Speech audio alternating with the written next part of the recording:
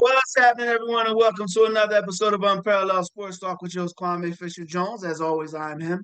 Had to pull my man Chris Franklin out of the woods there. You were hiding out in the scouting combine, and NFL free agency popped up and kind of changed everything. So I had to get an expert opinion. That, of course, is Chris Franklin, beat writer for Philadelphia Eagles for NJ.com. What's going on, man? Man, this has been crazy. These last few That is weeks the have been understatement of crazy. the day. Oh my gosh, You know, I between we normally people say, I want to thank you for joining us, but I sincerely this time thank you because I know it's been crazy right now. And I'm actually about to hop on a flight literally as soon as we get done. But I wanted to grab you before I did that. So we were talking Barkley, Saquon Barkley. But first, before we do that, I want to talk Kurt Franklin. Now, Bernie whispered to me that the San Francisco 49ers were kicking the tires on Kurt Franklin. Or, excuse me, Kirk Cousins. That's Kurt Franklin. That's funny. hey, listen, you know That's what? No, probably they could have used that. You know what I'm saying? Yeah, House GB. properties headed to the Bay. Now, Kirk Cousins, they were kicking the tires on Kirk Cousins, but he winds up in Atlanta with an old friend of his, head coach Raheem Morris, who I want to say had him in Washington, but I'm not 100% certain. But I know that they crossed paths in Washington. What were your impressions of that deal? Do you think it's a good deal? And if so, what do you believe is good about it? If not, that whole rigmarole. See, now you say Kirk Franklin, all I can think of is John Lynch saying, KC, are you with me? He's like, nope, nope, Yeah, nope, not at all. He's on that one too. yeah. For the Falcons, I think it was a good deal in the fact that they needed a quarterback. I mean, I know they have a lot of issues when it comes defensively, but when you look at the way that offense have, when you have the weapons they have, Cordell Patterson, Kyle Pitts, Drake London, you have pieces there to be a player in that division. And we've seen that division is nowhere near as potent as it can be. The opportunity is there for a team to just take over for the next 3, 4 years. And it really is. And adding Kirk Cousins to that, is he going to win? Do you still have the reservations about him being a primetime player? Yeah. But I think the path to at least getting to the playoffs is a little bit easier than it is right now, not having to face the Packers now because they're going to be a juggernaut. And you can utilize these young weapons and turn them into a viable offense.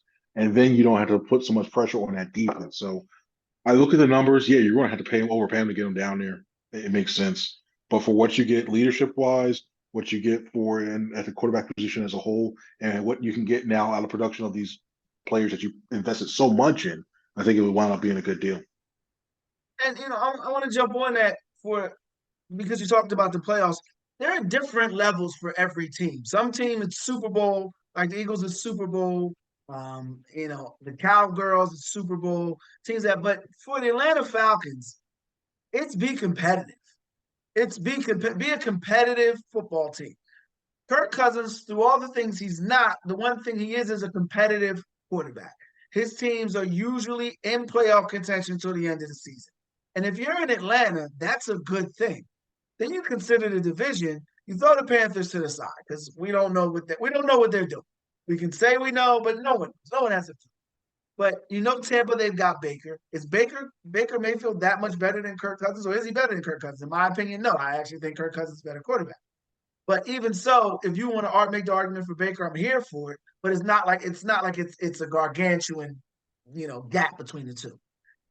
Derek Carr in New Orleans, okay, he's to me Kirk Cousins' younger brother. Similar, he's going to be there. He's going to get hurt. Usually doesn't get hurt, but he's going to be there. He's going to get hurt, and then they'll be there towards the end. Atlanta's got weapons. They playing like I just mentioned, a mediocre division at best. If they're not kicking the tires for a playoff spot, then there's an issue there. So if you're Raheem Morris, you're going into this situation in a job that I wouldn't have taken. I don't know who took the worst job, him or Mayo in New England. If Hmm. if if if I'm him, not to, but now he's got Cousins / Franklin, Kurt Franklin and QB, God's property. They got an opportunity to be, I think they got an opportunity to be a legitimate playoff contender next year. I think it's a good move. Now, is he going to lead to a Super Bowl? No. But how many quarterbacks realistically are going to lead you to a Super Bowl that aren't named Patrick Mahomes? Every year is a crapshoot. We saw that this year with Jalen. We see that with Dakota. It's a crapshoot. You know, the quarterback for the Rams was named Stafford. We see that with Stafford. Every year's a crapshoot. Do you believe that it, honestly, you think it puts them in as legitimate playoff contention? I really think it does. And when you look at Arthur Blank and what he was, I mean, every time we see him, he's one of the premier owners in this league. You see his face everywhere, and he's highly respected. But he had to do something to get that because the Falcons aren't even the best football team when in terms of In the being state? relevant in that state besides the University of Georgia. I Yeah, mean, you could get to the thing that maybe Georgia State, maybe Georgia Tech might have somewhere on par with them because it's been that bad. So I think when you look at this, because I think they can sneak in maybe as like a seven, the last wild card spot, and I think they'll be main contenders when it comes to the overall division as a whole. As you mentioned, I look at Derek Carr and that Saints team. I'm not in fear. There's no team in that division that you can fear with. Sure, you have Baker Mayfield coming back, and he's like, I think he's all right. To me, the Buccaneers are more of a defensive team with just Mayfield and Evans and Godwin just trying to yeah, push that offense on the other side. So I think they can legitimately do that, and they're going to have a schedule that can help them out because you play that division. 6 of your games are in that division, and you got a third. You play a third place divisional scheme, so you're playing teams like the Commanders and stuff like that. So yeah, they have a path to do it. exactly. Now there was another quarterback signing for a million easy. I don't know where I sit on this one. Russell Wilson going to the Pittsburgh Steelers. Caught me off guard. Full disclosure, I thought the Steelers were in play for Justin Fields. I don't know. I'm not gonna lie. I don't know. I'm still processing it. Much like the Barkley move, I'm still processing this. Before we get to Barkley, what were your impressions of that deal? I think name wise, and recognition wise, I think that's a very good deal for them. And in terms of getting a Russell Wilson, an experienced guy, playoff experience, even though he's on the backside of his career, all right, you still get him. He's still better than to me. He's still better than Kenny Pickett or Mason Rudolph. He's better than that one. To Not me, hard to I do look though, at Chris. Not hard to do. It's not hard to do. yeah. Hey, I think we Not can sign up right now. I think it's all you do. We agent. We go on there. We're starting quarterback. Probably at least a number two. yeah. We're backups ready to go. I But think I I look think at I'm in that. the conversation. I think you'll get the job, but I'm in the conversation. But that's not hard to do in that under that center there. Why do I see you like getting set up with like that NFL commercial? Just get my arm ready. That's all you got to Bro, do. Just get your arm ready. 5 years I've been getting my arm ready. It ain't ready. For 5 years I've been getting my arm ready. For a million easy, yeah, I've been getting my arm ready, but it ain't coming no time soon. For real. See, for me though, the problem is I look at Arthur Smith as his offensive coordinator, and I saw what he did. Yeah. We were just talking about the Falcons. What are you going to do with him? And I'm really besides George Pickens, you have to make him happy. I look at that offense and like I don't see the brain line. They need to draft heavy on the offense, like, and they need to make sure that it's set. So I don't know what they have to do, but it's bad. The reason why I question the signing, it starts, and with me in any sport, it always starts with your division. If you can win your division, then you can compete for a championship. Russell Wilson isn't winning in Cincinnati in late December, early January. He's not winning in Cleveland in late December, early January. He's not winning in Baltimore in late December, early January. So I look at this as a paper signing. Like on paper, it seems like he should work. On paper, he should deliver and be a guy that gives you stability at that position. But I look at $1 million. I look at a team that what do they got? Like 13th in the draft. They're not high enough to get a top flight quarterback. So they're still probably gonna draft a quarterback. I just don't get it. I don't think it moves the needle for them at all. And I like Russell. I thought Russell would end his career a little better. We'll see. We'll see. He's the only one. We will say this. He's the only one in that division that's played in a Super. No, Burrow's played in a Super Bowl. Well, he's the only one in that division that's won a Super Bowl. So that matters. Quickly, T. Higgins. Where's he going to wind up? Oh, Both of us if are I'm a looking at our smart, phones as we talk. I'm saying oh, we're sorry, looking yeah, at a I got a timeline. couple of texts that came in.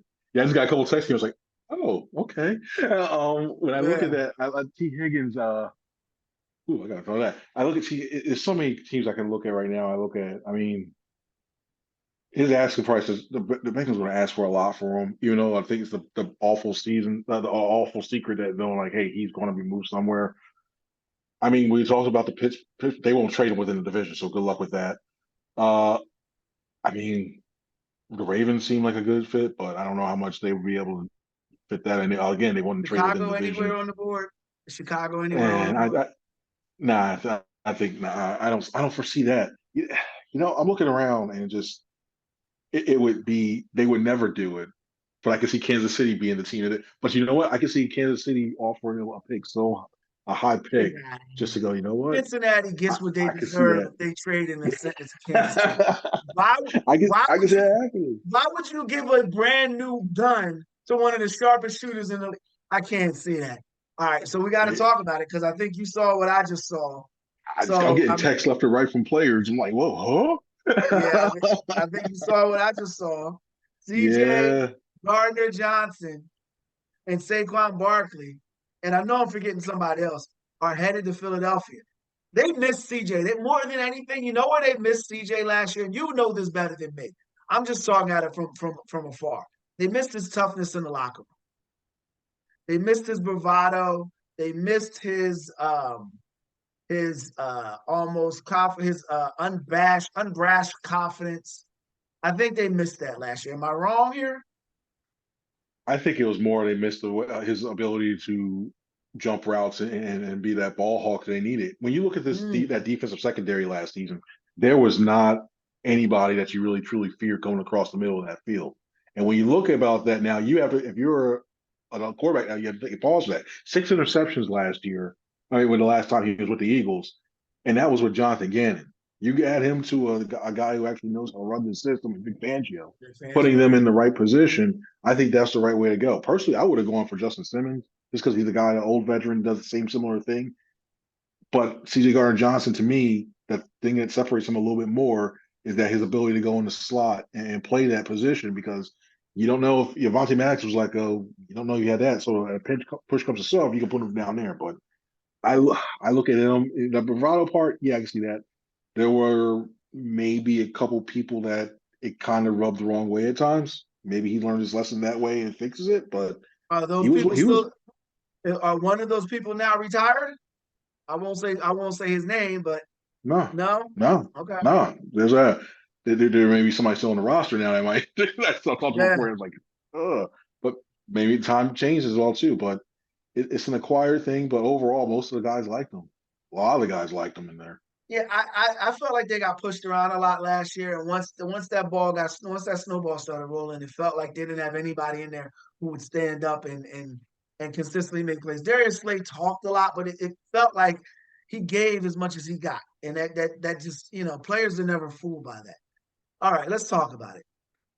Saquon Barkley. I It never hurts to add a playmaker. I'll say that first. I can't think of the time a running back has delivered in free agency. Can you? And I could be Ricky missing somebody. Waters.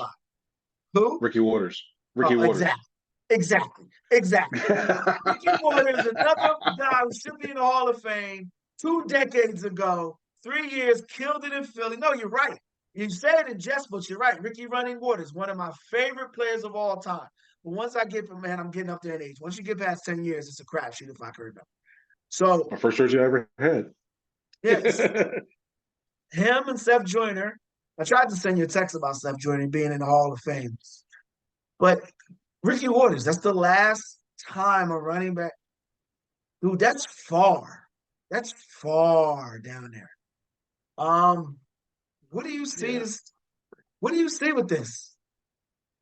I look at it as an opportunity where they're saying pretty much we're just going to try to outscore you, and then once we get up Oh, big, then you try to use your defense to get that pass rush and then go after them. Because now you have I look at the and I don't have any reservations now because I look at the way that Kellen Moore back in 2021 we had all the yeah when you look back at that offense now it's like wow he had Amari Cooper, CeeDee Lamb, Michael Gallup when he was really like an impactful wide receiver. Then you had two running backs in terms of Elliott and Tony Pollard, and he was able to utilize all that stuff, use the motion and everything, and that's what got them to number one offense. I look at him having a very similar situation. Barkley's going to be that three down back like Elliott. Pollard, I'm not comparing Pollard, Gainwell and Pollard together, but he'll be that change of pace to come in occasionally. But you look at all this, you look at that those weapons they have everywhere. You can do so much with that offense, and it makes it even tougher to defend. DeAndre Swift, it was tough that one, but the thing I think the Eagles got away with was not using them in the passing game as much as they should have, and that's why you saw a team. It really, really got predictable. Now you have an offensive coordinator that can do that. I think that's what makes them really tough. So they're really going to put a lot of eggs in that basket and say, you know what, we're going to keep running the points up. We're going to keep trying to get the ball down the field.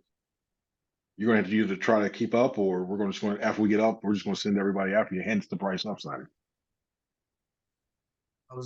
So you beat me to it, Bryce. So, Oh, my bad. Sorry. no, that's good. I'm processing this and I'm thinking it's never bad to sign a playmaker. And I'm a Saquon Barkley fan. I believe he is a playmaker. I believe he's an explosive offensive threat. I just don't know how it changes the course of the team. Adding CJ, I believe, changes the course of the team. Adding Huff changes the course of the team because they fill needs you didn't have. Obviously, Hassan Reddick is going to be gone.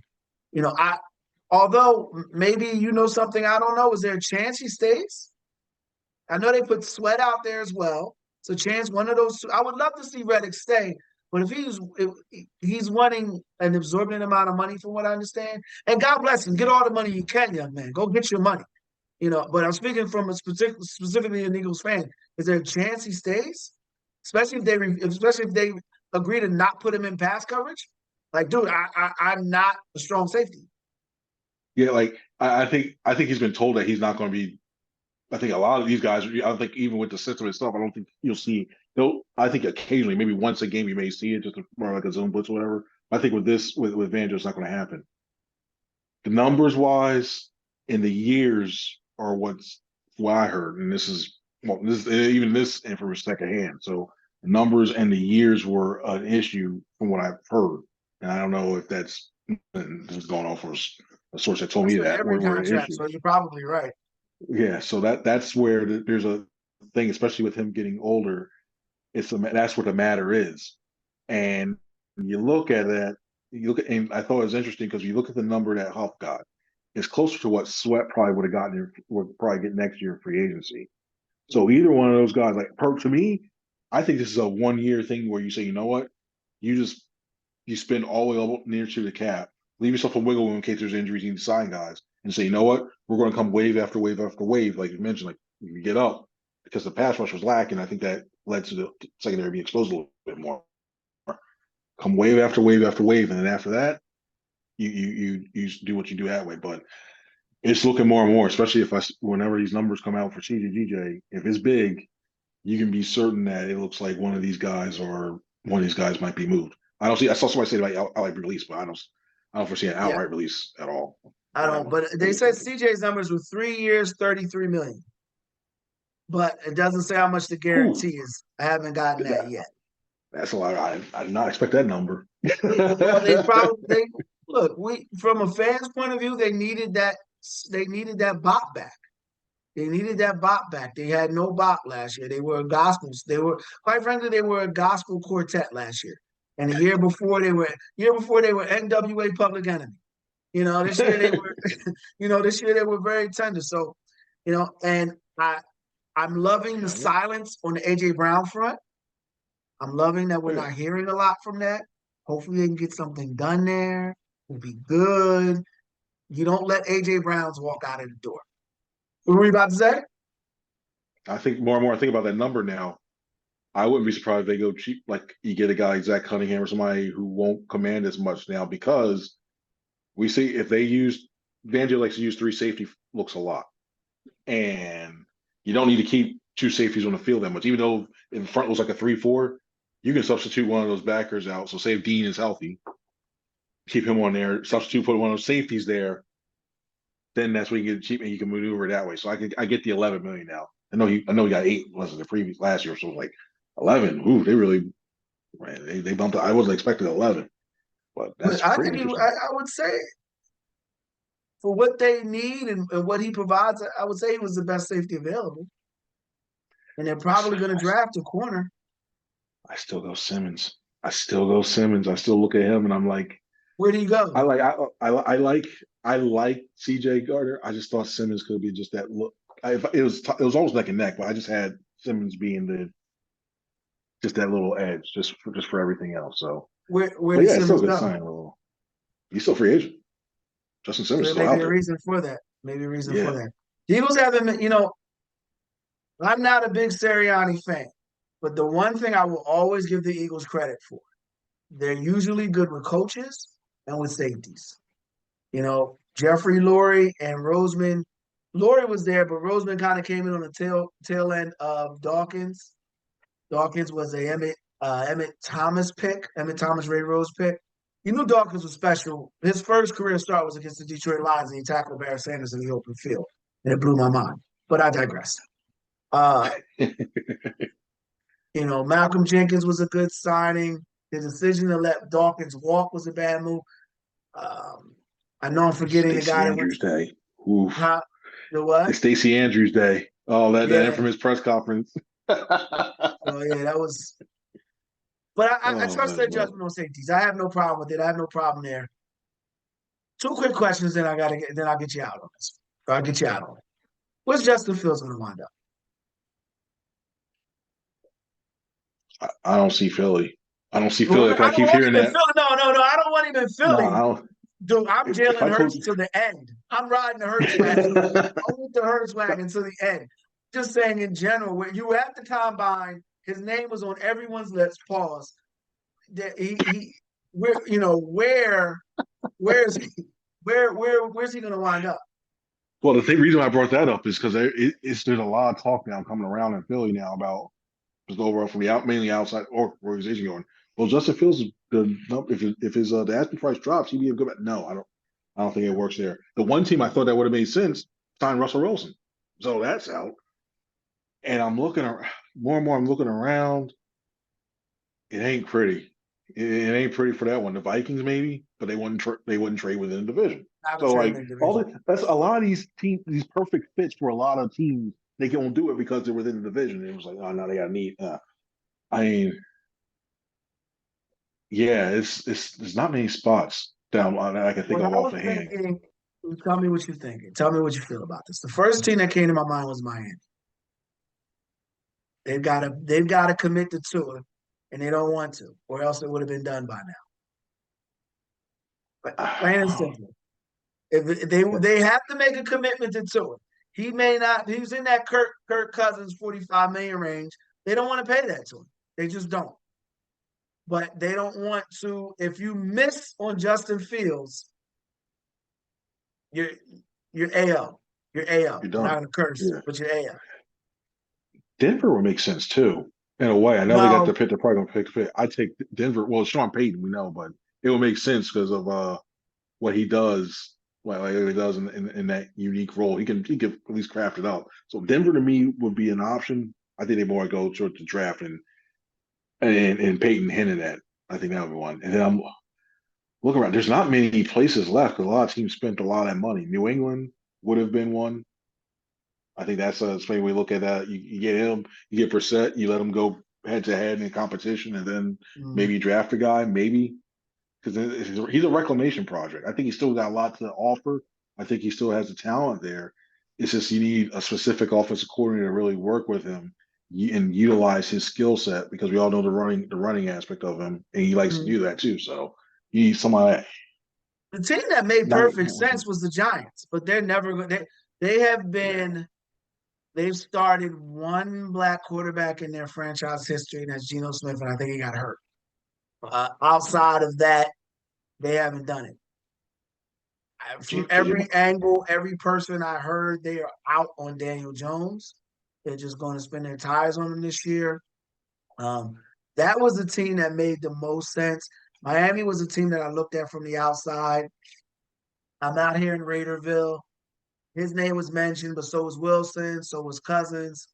I actually want them to draft Spencer Rattler.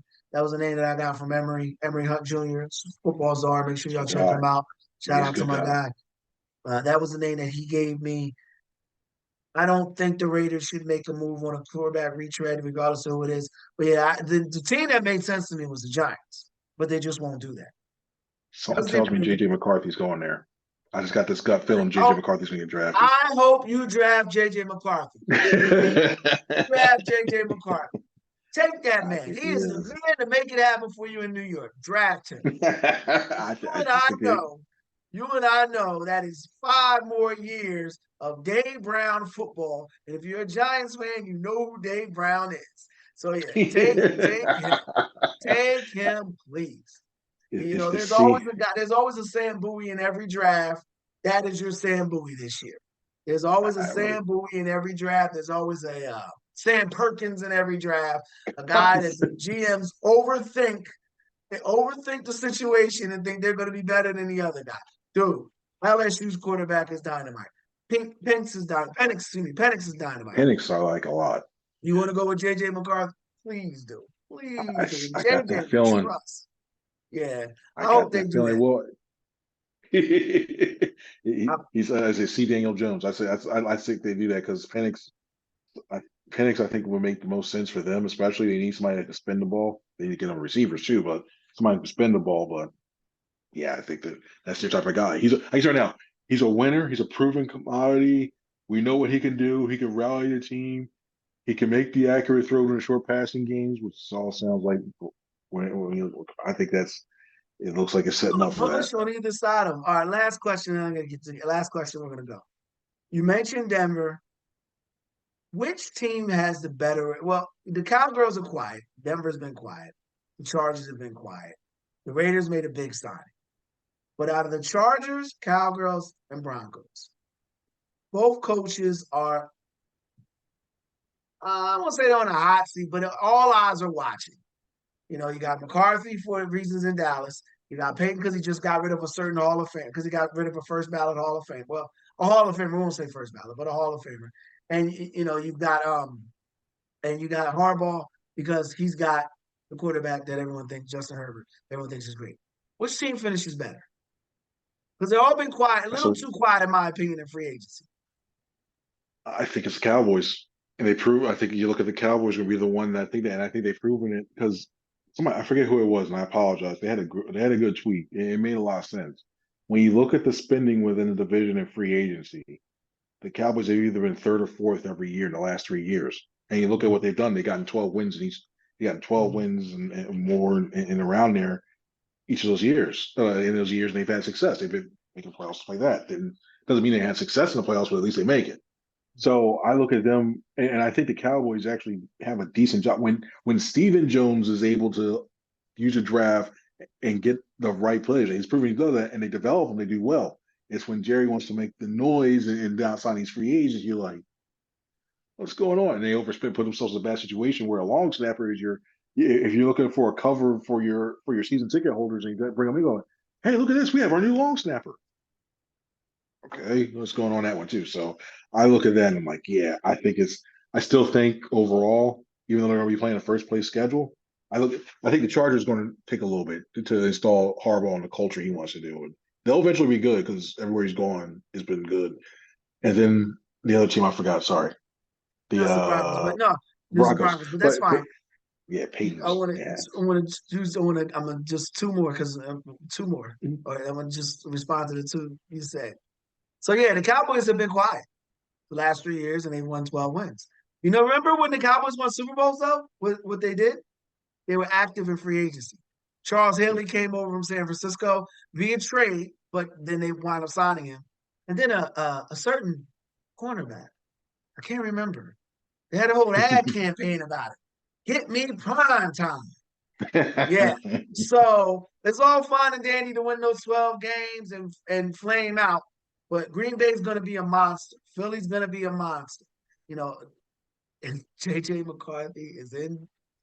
That's probably why they're sitting still because they know that best they'll get second, or at worst they'll get second. So yeah, it's that I'm keeping my eye on him because it's the Bill Belichick watch as far as I'm concerned. Every football show I do is going to be a countdown until Bill Belichick is the coach of the Dallas Cowboys. It's bottom line, point blank, period for me. Chris, I appreciate you, man. I know you're busy. Give me something. Give me a gem that dangle out there. A signing you think's going to happen, or a trade you think's going to happen, and no one's talking about. Well, the Mac one that Jones I going thought, on the Jaguars type deal. ooh, see that thing threw me off. I thought the Eagles were going to throw one Derrick of those Henry fifth round going to picks for a Baltimore safety. type deal. That threw me. That got me. I think the rich got richer. I still understand how he said he was the last of the big name running backs on the market to still sit Mm, out there and sign with them. That I still, for the life of me, that and the rich get richer. I'm out on Baltimore, man. Shout out Nick. Shout out. No, serious. Shout out Nick Wright. I was devastated from Lamar Jackson's loss, and Nick Wright summed it up best for me. You knew you were in trouble when people were mad that your quarterback was throwing the ball. And I said, well, damn, that hurt. Like I said back in the car, like, damn, that hurt. But he was right. He was right. Because the first thing I said was, why did Lamar Jackson run? So if you're mad that your quarterback is throwing the ball, you ain't going nowhere. You just spinning in space. So yeah, I'm out on Derrick Henry. I'm out on the Ravens. Maybe they'll prove me wrong. That whole division is up for grabs as far as I'm concerned. And if Justin Fields are going to Pittsburgh, we would have been okay. Maybe they couldn't get that deal done. Maybe that's just what it all came down to. You Yeah, know, because that was Russell coming there was just it just came out of nowhere and they brought him back. It's like, and then him going to who else? He was about to visit somebody else. It's like, he come on now, visited the really? Nah, this is a Giants. leverage ball. He went and That was a visited the leverage Giants. ball. Yeah. Yeah, It was it like the was a booby leverage prize. ball. And you felt it. It was the booby prize. $1 million for 1 year. That seemed like that was all that was on the table. And, maybe he's got something. Maybe he's trying to put an end on his house, add a new room to his house. So he just wants to get that finished. And that's what that $1 million. Because why would he even take that money? He could make that in TV. He could Right. make that in Yeah. TV. So it's not a love for the game thing. Just Chris, I appreciate you, brother. Thank you for joining me, man. Make sure you guys check out Thank Chris you. on NJ.com. Read his stuff. It's great stuff. He's got all the Eagles insight and other football insight. All right, and that's it for this episode of Unparalleled Sports Talk. Again, if you like the podcast, make sure you share, subscribe, comment, do whatever your podcast platform allows you to do. And until next time, I appreciate your time here. You be easy.